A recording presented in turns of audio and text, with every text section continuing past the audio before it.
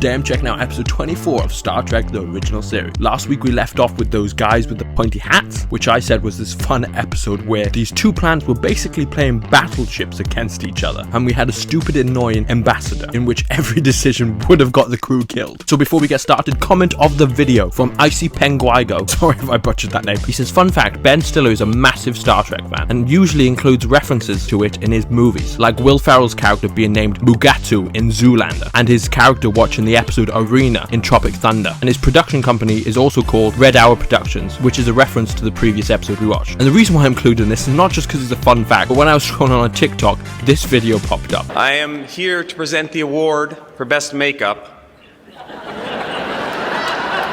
The ironic thing is Avatar isn't even nominated.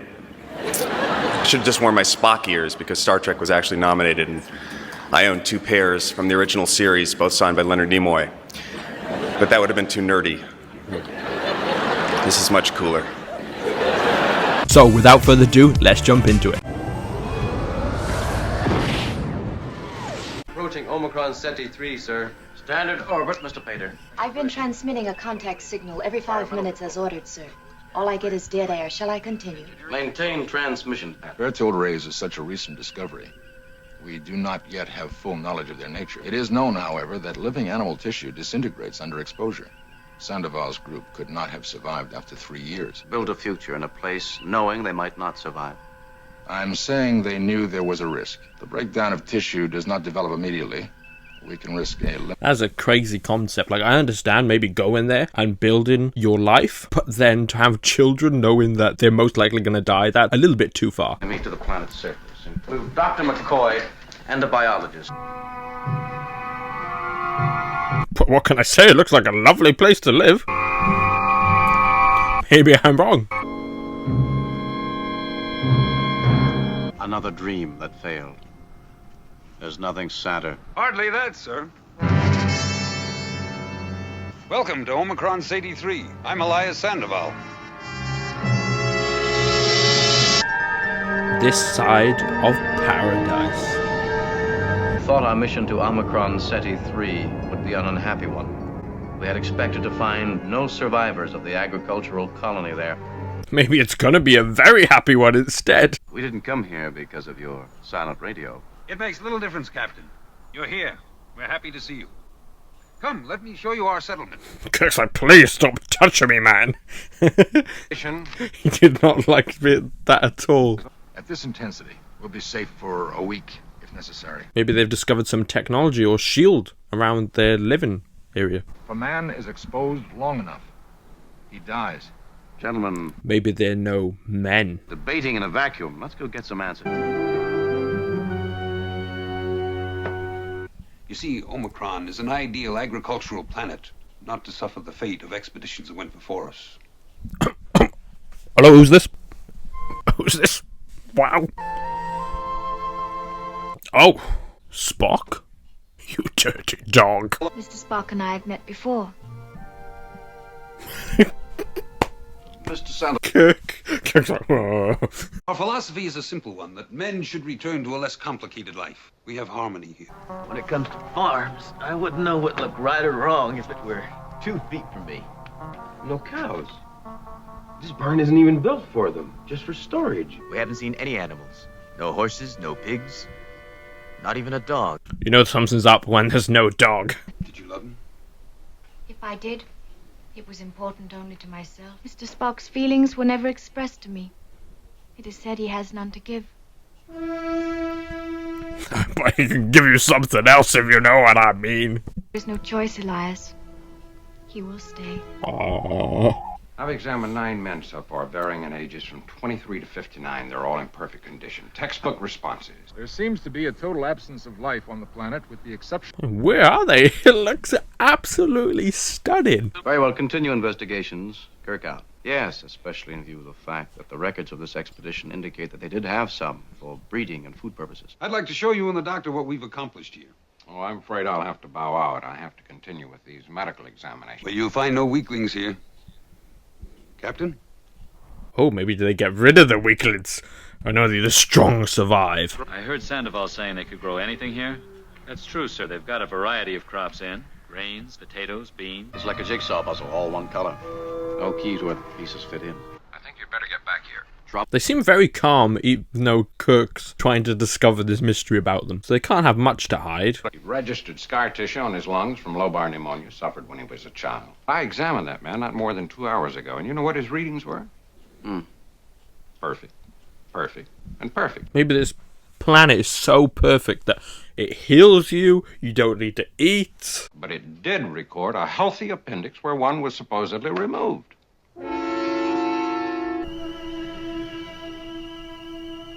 Oh, Spock, it's been all these years. You've come back to me. Sir understood the female capacity to avoid a direct answer to any question. There was always a place in here where no one could come. Only one side you'd allow them to know. I would like to know how your people have managed to survive here. I missed you. Spock's really playing hard to get here. Emotions are alien to me. I'm a scientist. Someone else might believe that, but not me. Of course, anything for you. Mr. Sandoval, within the hour, I've received orders from Starfleet Command to evacuate all personnel from this colony. Naturally, you'll inform your people to begin preparation. Captain, it's entirely unnecessary. We're in no danger here. Your own instruments have shown that we're all in perfect health. We've had no deaths here. We're vegetarians. We'll not leave. What is so interesting that's outside that window? What is important is it gives life, peace, love. It was once known in the vernacular as a happiness pill. Come. I do love the framing of that shot. Give a man a heart attack.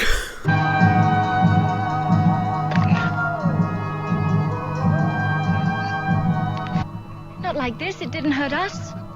I am not like you. Now you belong to all of us.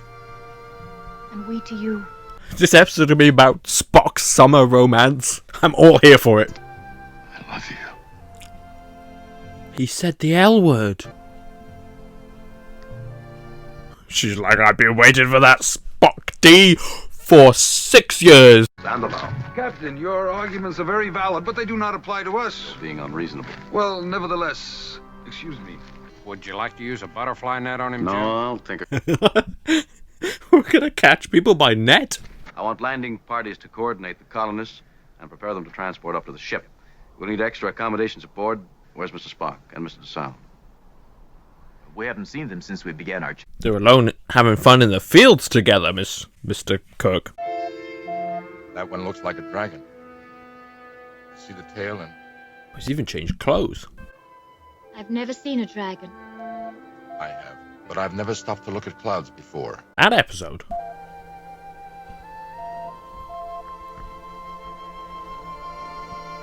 I love seeing this different side of Spock. Spock! Yes, what did you want? Spock, is that you? Yes, Captain, what did you want? Where are you? We're evacuating all colonists to Starbase 27. No, I don't think so. You don't think so what? Spock. Acknowledge. You might want to end that call quick, Kirk, or you might be hearing other sounds. Didn't sound at all like Spock, Jim. I thought you said you might like him if he mellowed a little. I didn't say that. You said that. Not exactly.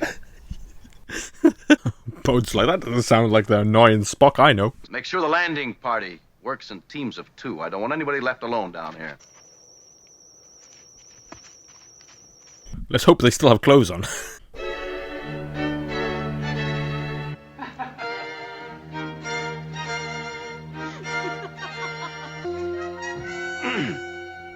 Mr. Spock? What are you doing with those things, DeSalle? Want you to take a good close look at these, Doc. Mr. Spock. What is he even doing? Are you out of your mind? Exactly. Told to report to me at once. I didn't want to, Jim. Yes, I can see that. There'll be no evacuation, Jim. But perhaps we should go back and get you straightened out. Mr. Spock is under arrest and he's in your custody until we get back to the Enterprise. He's under arrest for just playing on a tree? It's a bit harsh, Kirk.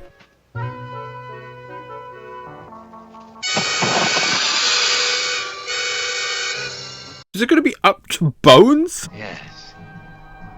I see now. Oh, Kirk didn't get hit. You're all going back to the settlement with me, and those colonists are going aboard the ship. I can see the captain is going to be difficult. I like fun-loving Spock. Hiya, Jimmy boy. Hey, I've taken care of everything. Now all y'all gotta do is just relax. Doctor's orders. Doc, I'm ready to energize. Everything okay with those plants? Everyone just seems drunk. Certainly do. Energize. Oh, I'm sorry, Captain. I can't do that. What do you mean you can't do that? Follow standard procedure. That's an order. Out. Oh, Kirk's going to lose his mind in a second. He's going to snap.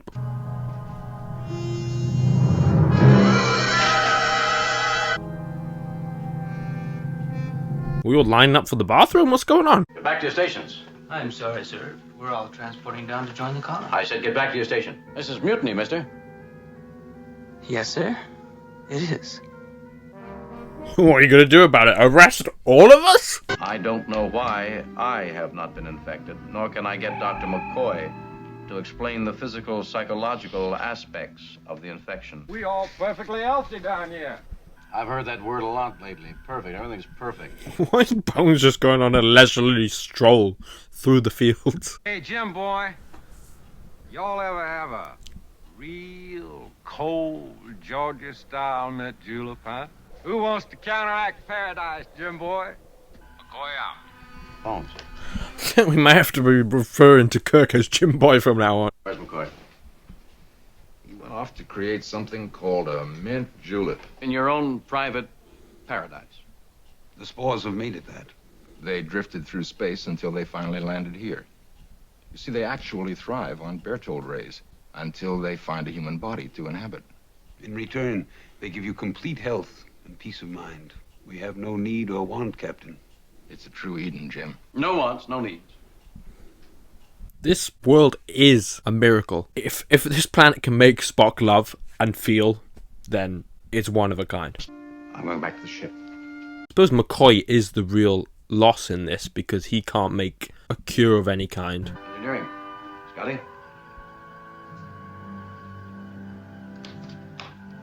Oh, Captain! Oh, come down, have some plants, yeah! Is there anyone on board? This is the captain. Shame there's not more women, because then Kirk would be trans. Only woman on that planet is in love with Spock. Who would have thought? Except for myself, all crew personnel have transported to the surface of the planet. Lieutenant Uhura has effectively sabotaged the communication station. Can be maintained in orbit for several months, but even with automatic controls, I cannot pilot her alone. I am marooned here. I suppose there's worse places to be trapped. I'm beginning to realize just how big this ship really is. How quiet. I don't know how to get my crew back. I don't know what I can offer against paradise. Come on, guys, come back to work. You love work. 9 to 5 on the ship rather than being around paradise.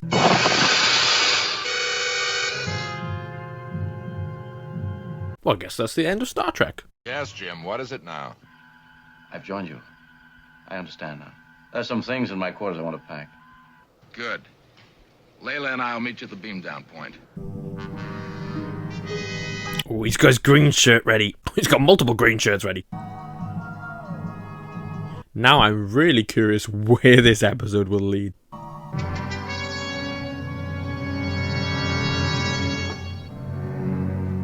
No. He's fighting it. I don't know how. No. I can't leave. Is this Kirk's strong will fighting through? Violent emotions needs anger. You're gonna make them angry.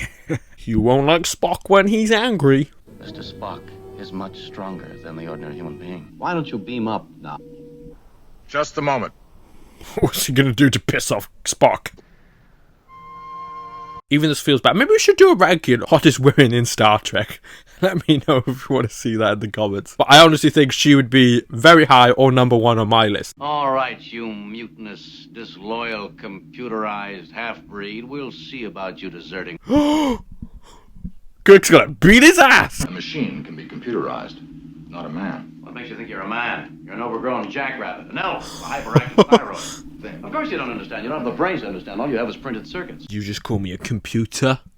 That's too far. Devil-eared freak whose father was a computer and his mother an encyclopedia. Whoa, Kirk! Your father was a computer, like his son. A Vulcan never lived who had an ounce of integrity. Captain, please don't. You're a traitor from a race of traitors. I think Kirk's being extremely racist here. A subhuman race, and you've got the gall to make love to that girl. You belong in a circus, Spock, not a starship. Right next to the door. We gonna see a Kirk versus Spock fight.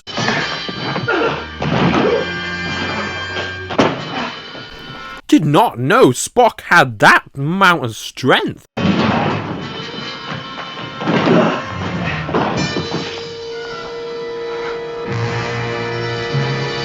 Eat table, Kirk. Had enough?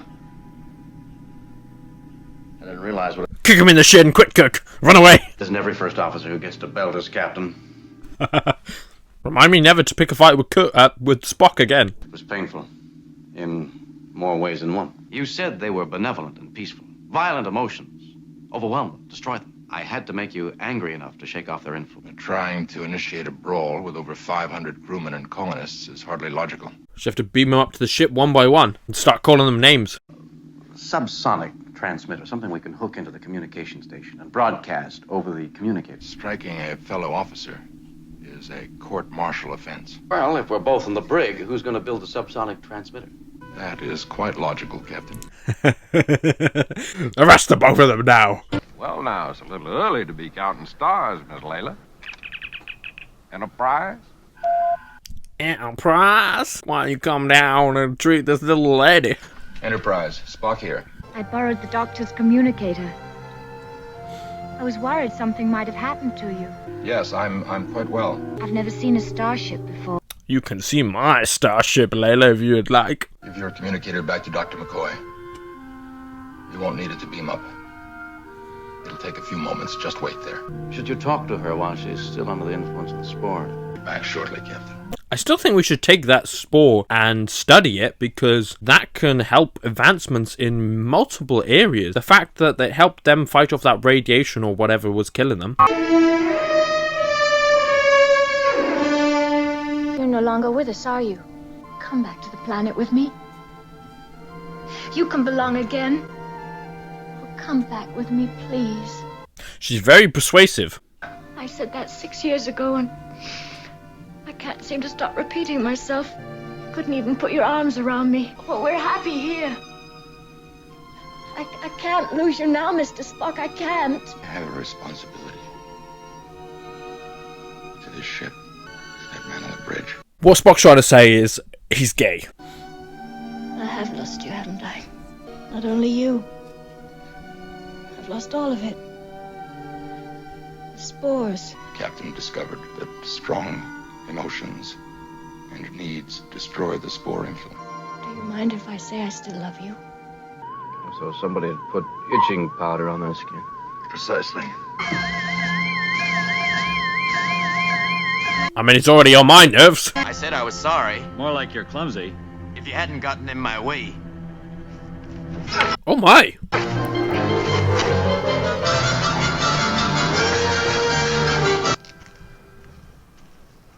Look how peaceful Bones is. Just loving life. What sort of work? I'm a doctor. Not anymore, of course. We don't need you, not as a doctor. You'd like to see just how fast I can put you in a hospital? What a line, Bones! Oh my, wasn't joking. Sorry, Sandoval. I don't know what made me do that. No accomplishment, no progress. 3 years wasted. Really? Look at the lovely housing you've made. You can't survive without the spores. Be relocated. It depends upon what you want. I think we'd like to get some work done. The work we started out to do. That would be pretty wild though, waking up 3 years later and 3 years of your life have just disappeared. They're all beginning to call in, Captain. Rather contritely, I should say. Sandoval wishes to speak to you. Put him on the speaker. We'll give you every cooperation. Start making preparations, Mr. Sandoval. We'll begin transporting your people aboard. Well, that's the second. They should really leave a sign there saying, watch out for the spores in case anybody else visits that planet. Maybe we weren't meant for paradise. Maybe we can't stroll to the music of the lute. We must march to the sound of drums. We haven't heard much from you about Omron C3, Mr. Spock. I have little to say about it, Captain. For the first time in my life, I was happy. Who would have ever thought we'd get to see Spock's summer romance?